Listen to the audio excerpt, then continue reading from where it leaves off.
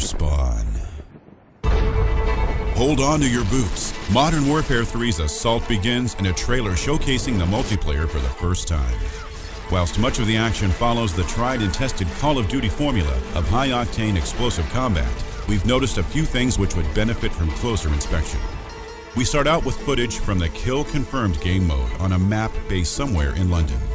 Kill Confirmed works along the same principle as Team Deathmatch, but with a twist.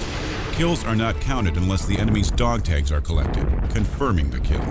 As well as working as a deterrent to camping in one particular spot by forcing players to move to confirm their kills, it also adds an interesting tactical twist in the form of denials. Players are able to collect the dog tags of fallen team members, denying the enemy an opportunity to score. Kill Confirmed looks set to increase the pace in its Modern Warfare debut. The soldier we're looking at is equipped with the M4 carbine, flashbangs, frag grenades, and the Heckler & Koch M320 40mm grenade launcher as a secondary weapon. Developed from the HK AG-36 grenade launcher, which was normally used on the G-36 and its variants, the M320 is intended to replace the aging M203. In the real world, it can be attached to a Picatinny rail or used as a standalone weapon like it is here. He is also using the Kick proficiency, which reduces weapon recoil. Weapon proficiencies are a new system in Modern Warfare 3 designed to replace the previous challenge system that was used to unlock weapon attachments. Kill streaks have also received an overhaul in Modern Warfare 3. Players must now choose between one of 3 strike packages: Assault, Support, and Specialist, which essentially dictates what kind of kill streaks you have access to and the way in which you generate them. This soldier has selected the Assault package, which works in the same way as kill streaks in previous Call of Duty titles. The player gains rewards for scoring multiple kills without dying. Kills scored via the kill streaks will also count towards further kill streaks, as in Call of Duty 4 or Modern Warfare 2. This soldier has chosen the standard 3-kill UAV, an AH-6 Little Bird for Overwatch after 9 kills and Juggernaut after 15 kills, which will presumably allow the player to don the heavy-duty Juggernaut armor to absorb vast amounts of incoming fire whilst he lays waste to his opponents. He is also using Recon, Quick Draw, and Stalker as his 3 selected perks. Recon is a new perk which, according to some sources, marks enemies on your radar when they deal explosive damage, and the Pro version marks enemies on your radar when they deal bullet damage. The Quick Draw perk decreases the time it takes for you to aim down the sights of your weapon, and its Pro version also decreases the time it takes to pull out equipment, such as flashbangs or frag grenades. Stalker allows players to move faster whilst aiming down the sights, and the Pro modifier delays the detonation of claymore mines the player may stumble across. We then watch the action unfold as the player embarks on a chaotic killing spree that gives us a glimpse of the AH-6 Overwatch kill streak, a SAM turret as featured in Call of Duty Black Ops, and the player's eventual death at the hands of a sniper's M40A3, who then proceeds to successfully collect his dog tags for a confirmed kill. The eagle-eyed viewers may have noticed that the dog tags belong to Simon Ghost Riley, a name familiar to many from previous Modern Warfare titles. Is this merely an Easter egg, or a hint at Ghost's inclusion in Modern Warfare 3? The scene switches over to the Middle East and to someone playing the Capture the Flag game mode. He's equipped with an M4 and an ACOG scope attachment and the focus proficiency, which reduces the flinch effect when a player is hit, assisting you in keeping your sights on your opponent despite being under fire. As a secondary weapon, he is carrying the Magpul FMG-9 folding submachine gun firing 9mm parabellum rounds.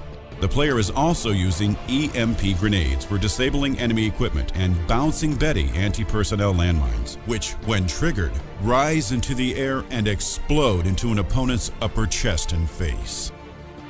He is also making use of the Support strike package, which focuses on providing bonuses for the team, rather than on purely offensive abilities. Another important difference is that the streak counter does not reset when a support player dies, allowing you to continue to rack up your streak and provide additional benefits, such as SAM turrets or counter UAVs, or an EMP strike. This player has selected Airdrop Trap, a crafty decoy care package fitted with explosives, Remote Turret, which is a sentry gun on wheels that the player can operate via remote control, and lastly, an EMP strike for disrupting and destroying enemy equipment.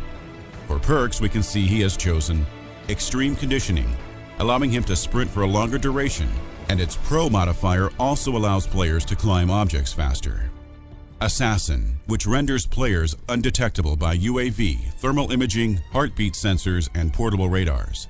Its Pro modifier also allows players to become immune to the effects of a counter UAV and an EMP strike. Enemies will also not see a red crosshair or player name when they aim at a target using Assassin Pro. And Sitrep, which highlights enemy explosives or tactical insertion points and also makes enemies' footsteps louder in its Pro incarnation. Combat resumes and we get to see some of the new features in action, showing us how effective the bouncing Bettys and EMP grenades are and giving us a glimpse of the airdrop trap in action before the player is ruthlessly taken down. The third sequence introduces us to a player equipped with the 6.8mm barrel variant of the ACR fitted with a red dot sight attachment. As with the previous sequence, he has also chosen the focus proficiency and is carrying an XM25 CDTE, or Counter Defilade Target Engagement, as a secondary weapon. Also known as the Punisher, the XM25 is a 25mm airburst grenade launcher derived from the XM29 OICW, designed to counter opponents in heavy cover by having its ordnance explode in midair above the intended targets. Claymore anti-personnel mines and a portable radar system round out the player's equipment set. We're shown that he is also using the support strike package we were introduced to previously, though this time we see the player has opted to use ballistic vests, which when activated, gives the whole team ballistic vests, making them harder to kill. Recon drone, which is operated by remote control, allowing the player to spot enemies for his team. And stealth bomber, which returns from previous games, giving the player a targetable airstrike that the enemy cannot see inbound on their radar. For perks, he is using Recon. Blast Shield, which greatly reduces explosive damage, and in its Pro ability provides immunity from stun grenades and flashbangs. And Dead Silence, which eliminates any noise the player makes whilst moving, and also stops you from taking fall damage as its Pro modifier. Another bout of action ensues with the player making excellent use of his equipment, showcasing the destructive power of the XM25's airburst grenades and using his airstrike to clear out a marketplace. We also see the remote turret killstreak in use before the ever-present sniper puts an end to the player's run. The final sequence takes place in the ground war game mode, returning from previous titles, this time in New York. The player is carrying an ACR 6.8mm variant, but this time is using the attachments proficiency, allowing him to equip two modifications to his weapon. In this case, a heartbeat sensor and a dual scope. The player is also carrying an SVD Dragunov sniper rifle as a secondary weapon, thanks to the Overkill perk, which allows two primary weapons to be carried. He's also equipped with a throwing knife and a trophy active protection system, which is designed to destroy incoming missiles, utilizing a shotgun-like blast. The final strike package, Specialist, is revealed. The Specialist package allows you to pick an additional perk each time you hit the streak requirement at 2, 4, and 6 kills respectively. This gives the Specialist a wide array of options, particularly since the additional perks do not appear to be limited to specific slots, as they are normally. Some perks we haven't seen yet are visible. Blind Eye Pro renders the player undetectable by enemy radar and UAVs and gives the player a faster lock-on time and bonus damage against enemy air support. Overkill Pro allows the player to carry two primary weapons and also fit the second weapon with two attachments. Scavenger Pro allows players to pick up ammunition from fallen enemies and also provides the player with extra starting magazines when he spawns in. Steady Aim Pro increases hipfire accuracy and allows players to aim down the sight faster after sprinting. Lastly, Marksman Pro allows players to identify targets from a longer range and also allows you to hold your breath longer when steadying a rifle's aim. The final action sequence then takes place, giving us a glimpse of how the dual scope operates and how the trophy APS will assist players against incoming rocket fire, as well as the long overdue death of the trailer's sinister sniper figure. With a more streamlined weapon progression mechanic, a new and more diverse killstreak system, as well as an expanded weapon and equipment inventory, Modern Warfare 3 has shown that it won't go down without a fight.